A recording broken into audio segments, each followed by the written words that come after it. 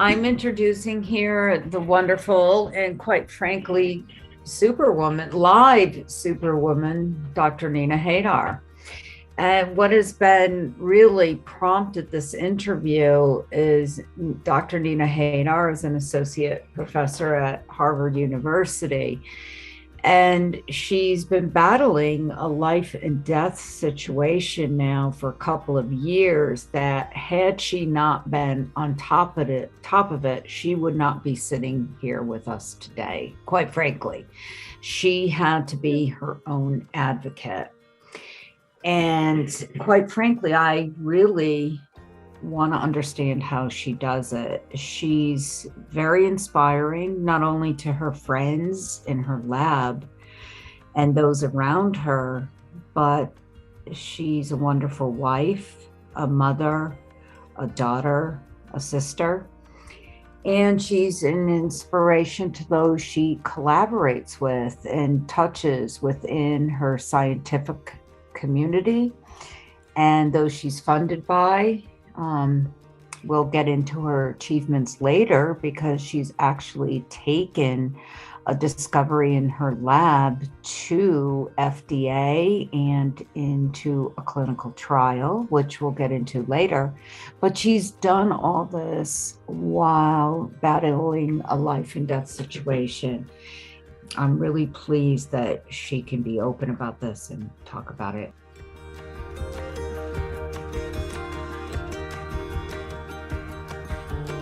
Thank you both for doing this interview. I'm humbled. I'm humbled and honored. A couple of years ago, I felt my first nodules that turned into breast cancer. And as Meg referenced, it was a journey. And it was a journey where I learned I had to be my own advocate. Went to many doctors and finally found a team that believed in what I was saying, and very grateful and thankful that I have a tribe of wonderful people around me, my family, my friends, including you two, who I could reach out to for support. And as some of you, both of you know, and maybe the larger community to some extent, probably a decade ago, I've developed this positive mindful wellness workshops and developing those and guided meditations over the last few years that I've done at Harvard and at different communities around here.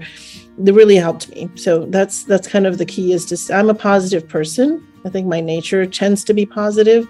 And so when I had a diagnosis, I was very objective. I actually, told myself, I think I knew I had it before they knew I had it. And I remember just thinking, okay, what would I tell my best friend? What would I tell my sister to do? And then I just forged ahead.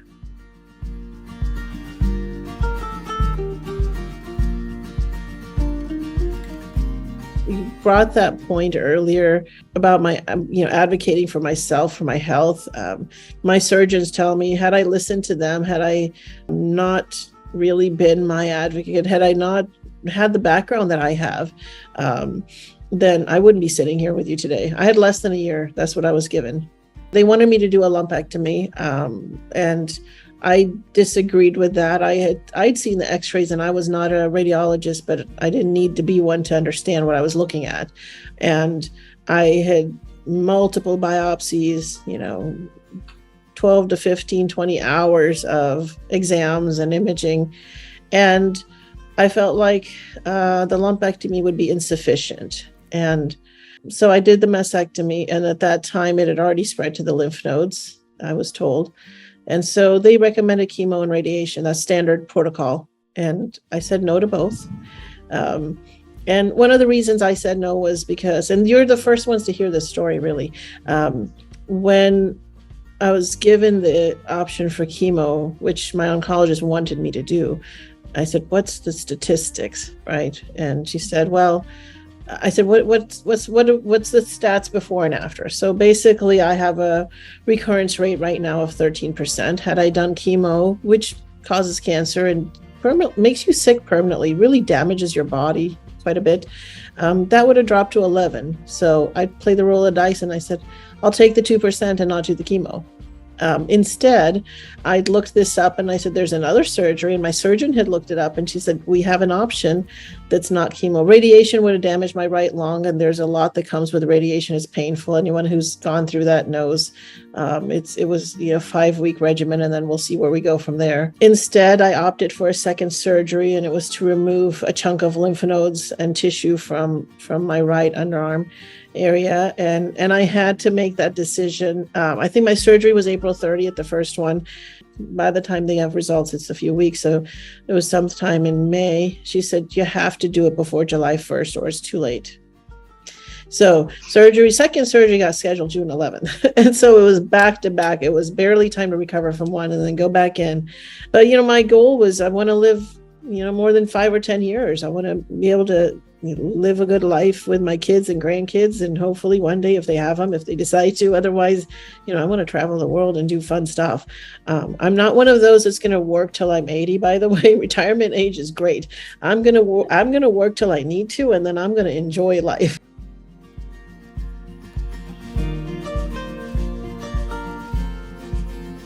As women, we've all faced these, some of us when we've, had my first child right out of my postdoc. So I knew I had to get a grant, and the workforce is designed by men for men. And while there have been many strides, I think in our career, we have seen the Paternity Act pass. It wasn't there when I had my kids. And so, I think after my second child, I think I took a week off after the second C-section and turned a grant in a few days later. And so I'd learned that I don't think I would be here today in my career where I've made my career. And so the same thing kind of happened. The time period when I was getting this cancer diagnosis, we had a fully functioning lab. We were working with FDA for preclinical trial work. We had deadlines, and those had to be met. And I have a young team. I had a diverse team, but they were all young. And as anybody knows that has labs, you go through transitions. And so it actually was a transition period for my lab too. And I didn't want them to feel like, okay, we've abandoned ship. And so I actually only took a couple of weeks off. I think I ended up having a double mastectomy. So I took 2 weeks off for that recovery. And then I Zoomed, because up to here I look fine, right? I still maintain my hair. I was able to resemble and keep a normal semblance.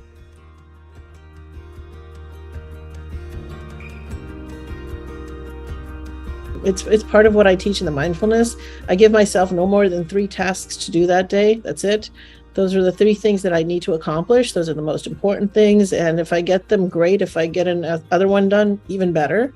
And that's where the balance comes in. I don't overload my daily plate with more than I can handle. These are the 3 things I can do today. That's what I'm going to do. And if there's more, it can wait till tomorrow. And that's what I've learned in life. And I think we have to balance better than we are. Right. And we're all in this frenzy of deadlines and what's going to happen. And in reality, and especially something like a health scare, what it teaches you is, guess what? Nothing bad happens. If you miss it, it's okay. There's another deadline. There's another day. It'll happen tomorrow. It's not the end of the world. And I think for the young students to see that if I need a day off, I take one. I said, you know what? I'm not going to be tomorrow. I need a day off. When they see you putting yourself first too, I think that's important to say, this is work, this whole notion of work-life balance. Work is part of life. We're one person. There's a lot happening in my life. Work is part of it. Work is not actually probably, is it one of the most important things? It would be in the top 3 or 4, but it's not number 1. My kids are number 1. So I've managed to have 2 beautiful children who are almost, one is going off to college and the other one started college, although she's not done with high school, but almost. And I never had a nanny. I made sure every night we have dinner at the table. I never missed my son's football game. I think I missed in 4 years one of his games because my dad was having surgery. But aside from that, I didn't miss a game.